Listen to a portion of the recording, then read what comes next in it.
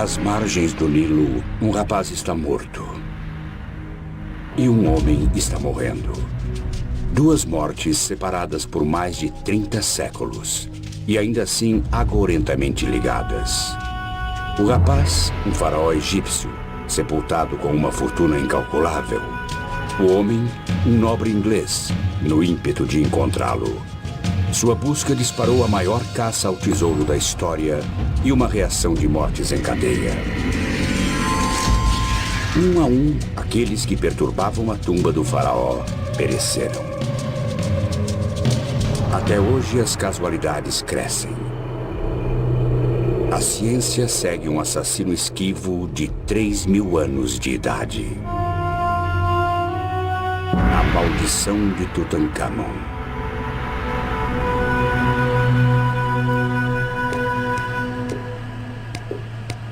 No hospital da Pensilvânia, uma jovem está morrendo de fome. A comida de que ela precisa é oxigênio. Uma simples tosse transformou-se em colapso. Os médicos estão confusos quanto à causa disso. Sem saber, o marido da paciente tem a primeira pista para sua doença desconcertante. Sua origem está a 9.650 quilômetros de distância, numa terra crivada de antigos mistérios.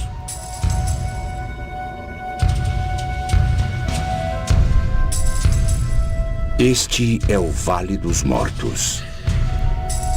Esculpido em rocha está o maior mausoléu do mundo.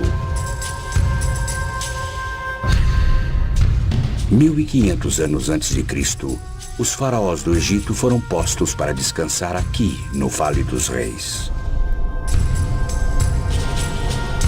Dizem que deste mundo não se leva nada, mas eles levaram. Cada faraó foi enterrado com o resgate de um rei. Marfim, ébano, ouro. E cada tumba foi camuflada pelo árido deserto. Mas quando os arqueólogos chegaram, séculos depois, encontraram apenas ossos ressecados. Outros estiveram aqui antes.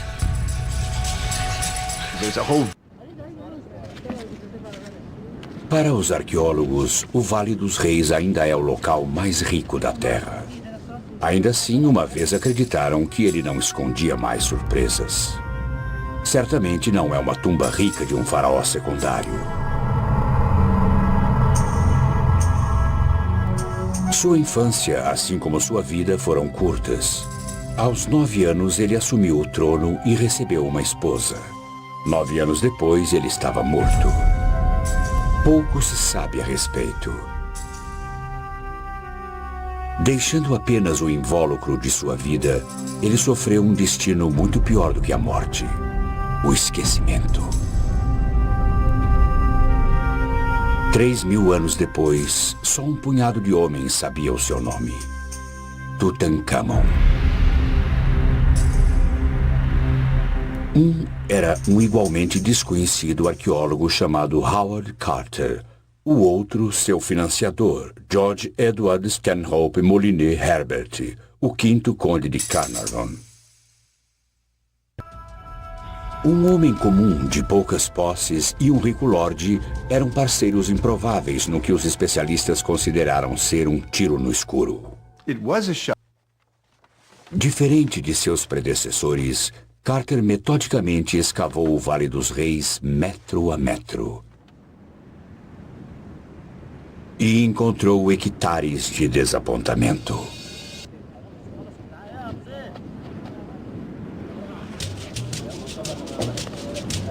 No terceiro dia, os trabalhadores descobriram degraus de pedra que levavam a uma entrada escondida carimbada com um selo antigo.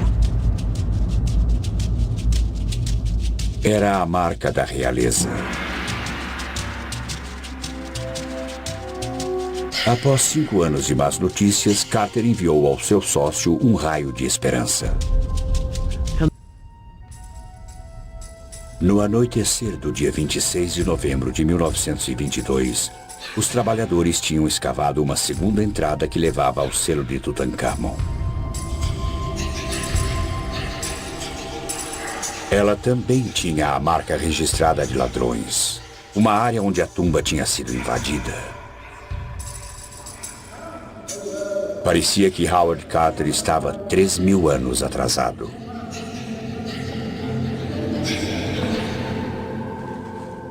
Sozinhos na passagem estavam Lord Carnarvon, sua filha Lady Evelyn Herbert, o assistente de Carter e o próprio Carter.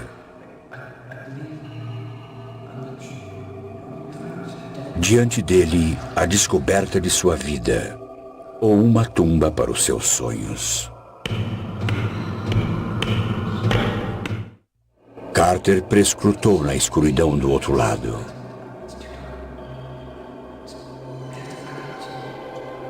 Finalmente, Carnarvon sussurrou. Você pode ver alguma coisa? Sim, Carter respondeu. Coisas maravilhosas. A sala toda brilhou e tudo o que brilhava era ouro. Carter estava petrificado. Carter mais tarde disse que todos deram uma olhada e depois saíram. Mas as evidências dizem que eles fizeram mais do que só olhar. Lady Evelyn, a menor, liderou o caminho. 3 homens, uma mulher e, em algum lugar, um rapaz morto.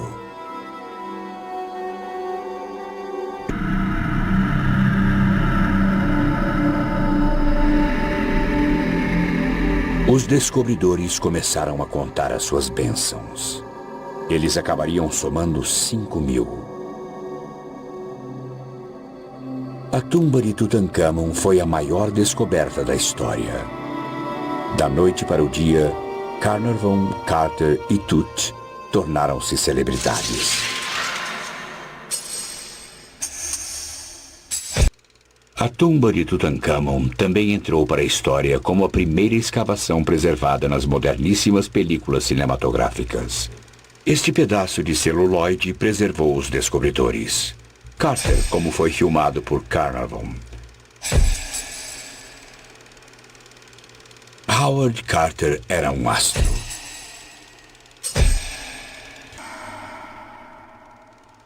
Inebriados pelo sucesso, os descobridores cometeram um erro profético. A tumba de Tutankhamon iria se tornar uma das maiores histórias da história. Mas, para compensar suas despesas, Lord Carnarvon vendeu os direitos exclusivos para um jornal. Carter viveria para lamentar o erro. Carnarvon, não.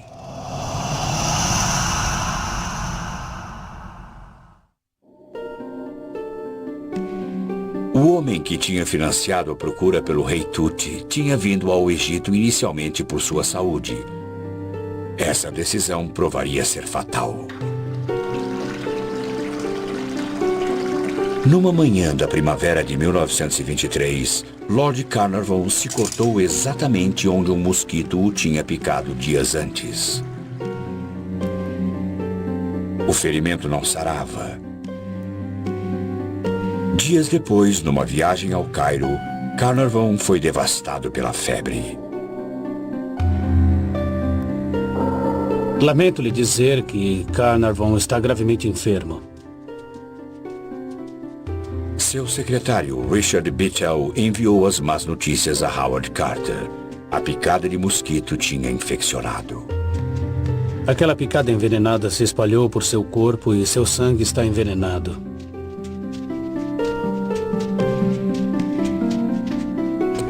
Enquanto a febre se transformava em calafrios, a preocupação de Bittell se transformava em medo. Ele notificou a esposa de Carnarvon na Inglaterra, que imediatamente convocou um especialista e voou para o Cairo. O quadro de Carnarvon era irreversível.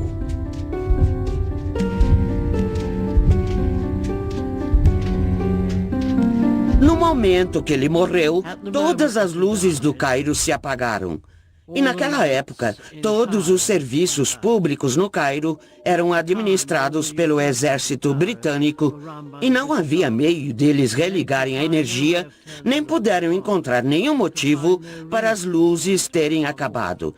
e 20 minutos depois, a energia foi restaurada. Naquele exato momento, outra coisa inexplicável aconteceu a mais de 3.200 quilômetros de distância, na Inglaterra. A pequena Fox Terrier de Carnarvon, Suzy, estava dormindo na sua cesta no quarto da governanta no castelo Highclere. E no mesmo segundo que ele morreu, Suzy se sentou na sua cesta, uivou e morreu.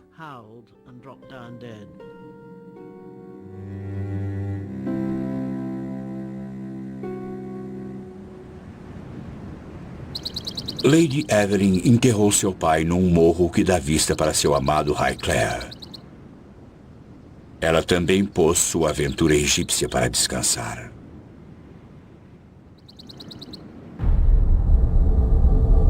Como o rei, cujo sono ele perturbou, o nobre inglês também não descansaria em paz. O corpo de Carnarvon ainda não tinha esfriado quando a imprensa mundial deu o nome do culpado. Inscrita na tumba, escreveu um repórter, estava uma maldição que alertava: matarei todos aqueles que cruzarem esta entrada. Um outro jornal relatou uma maldição lugubremente exata: aqueles que penetrarem nesta tumba sagrada logo serão visitados pelas asas da morte. Para Carnarvon, a morte realmente veio voando. Não seria a última vez que um intruso morreria de causas não naturais. Cheryl Manson estava faminta de oxigênio.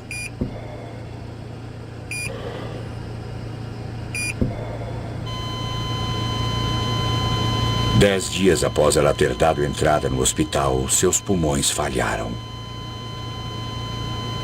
Ela tinha 38 anos de idade. Mas o caso ainda não estava fechado. O mistério era a cena do crime. Onde Cheryl Manson encontrou seu assassino?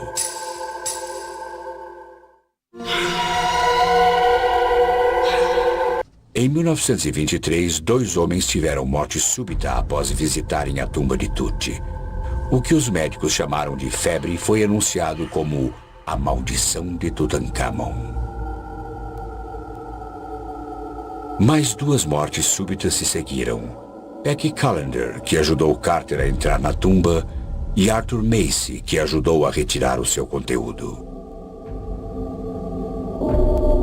O verdadeiro assassino espreita nas próprias paredes da tumba.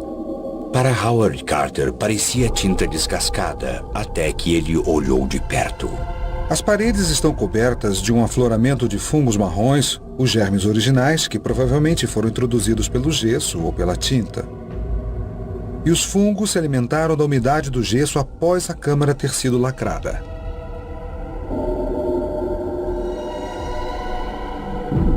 O fungo é o Aspergillus niger. Na tumba cálida e úmida, ele prosperou, a única coisa que viveu durante 3.000 anos.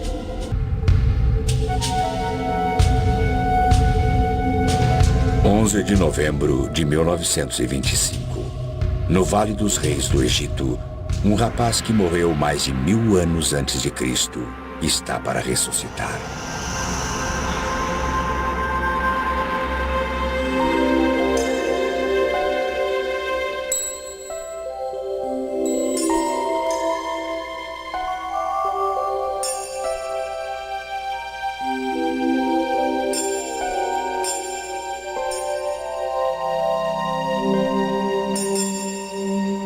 Tutankhamon descansa dentro de 3 sarcófagos, um dentro do outro.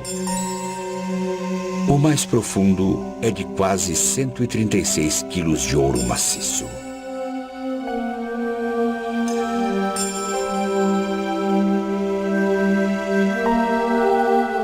Dentro do sarcófago de ouro encontra-se um objeto ainda mais surpreendente.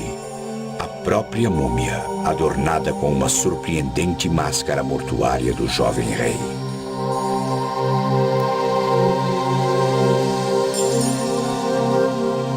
representação da figura humana, só algumas das grandes estátuas podem ser comparadas ao seu brilho.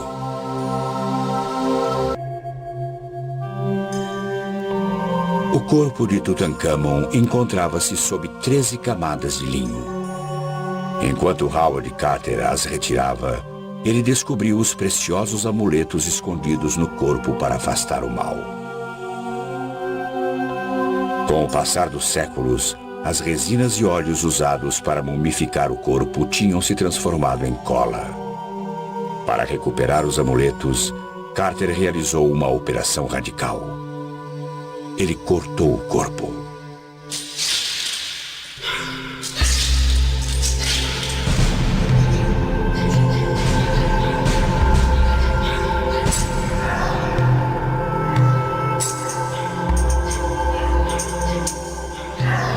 O resultado dessa autópsia foi fatal. Em 14 dias, 2 participantes do grupo morreram. Até 1927, 6 homens tinham morrido devido a uma única causa aparente: a maldição da múmia. O governo egípcio era meticuloso e sabia a localização de todos os objetos encontrados na tumba de Tutankhamon. Ainda assim, 17 pequenos artefatos tinham sido contrabandeados.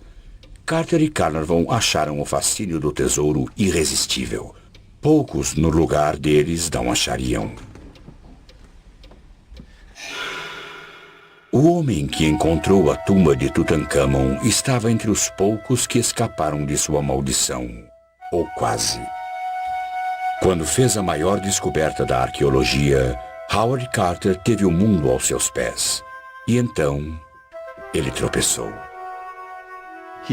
Ele tinha o meio ambiente. Ele tinha as tempestades de pó. Seu bom amigo Carnarvon estava morto. Ele estava sendo muito pressionado pelos egípcios. Estava sob enorme pressão da imprensa que não teve acesso à história. Ele tinha um espaço muito pequeno para trabalhar. Estava enlouquecendo, estava irritado. De qualquer modo, seu temperamento era explosivo. Howard Carter chegou ao limite. Ele não aguentou mais e enlouqueceu. Obcecado e com acesso ao que ele sentia ser a sua tumba, um dia Carter trancou todos para fora, inclusive os egípcios. E quando ele fez essa insanidade de instalar esse enorme portão de ferro e trancá-lo, foi como se a Inglaterra estivesse tomando algo que pertencia ao povo egípcio, o que era verdade. E eles se enfureceram e o puseram para fora.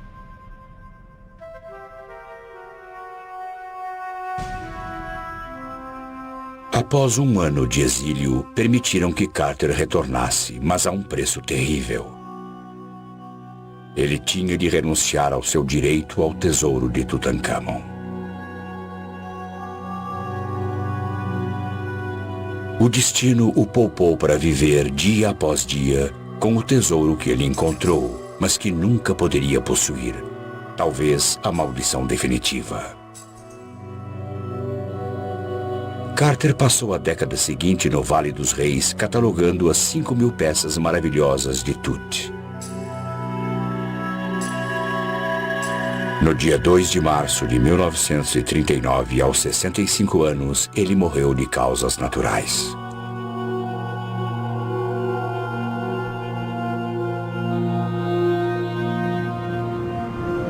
Como a tumba de Tutankhamon, o túmulo de Carter é guardado por asas.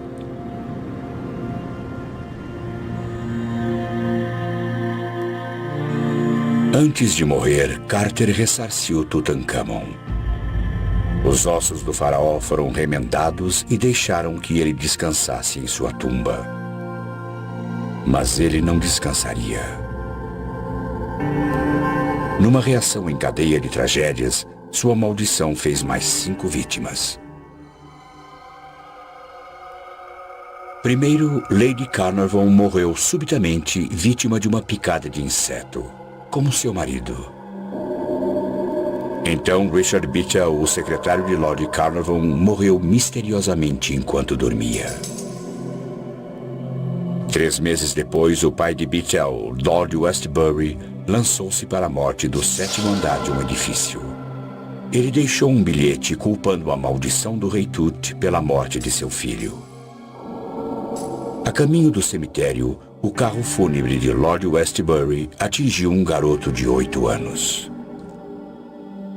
No exato momento da morte do garoto, morreu também um funcionário do Museu Britânico, cujo campo era a egiptologia. Durante 3 décadas, a maldição ficou adormecida, até a última vez que o sono de Tutancâmon foi perturbado.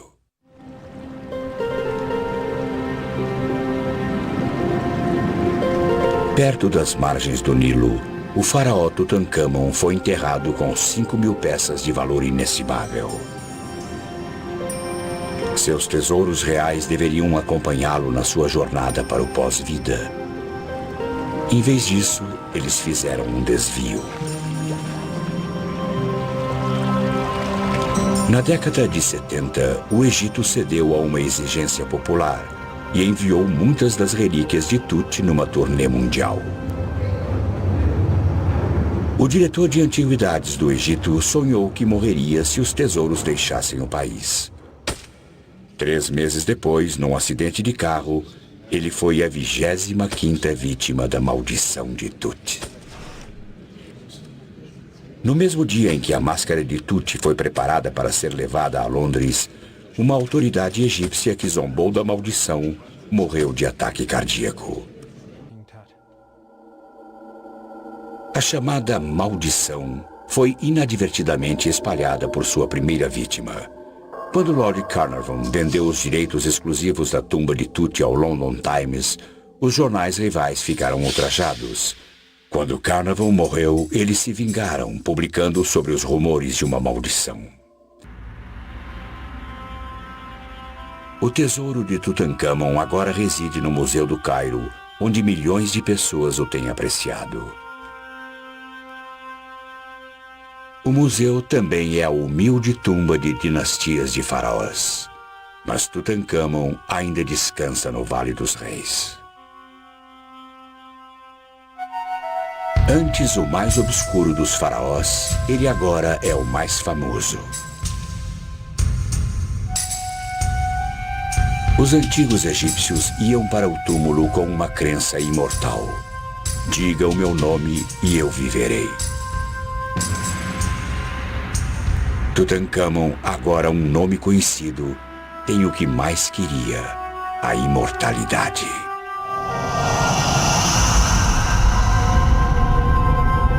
Ele deve a imortalidade aos mesmos homens que perturbaram a sua tumba.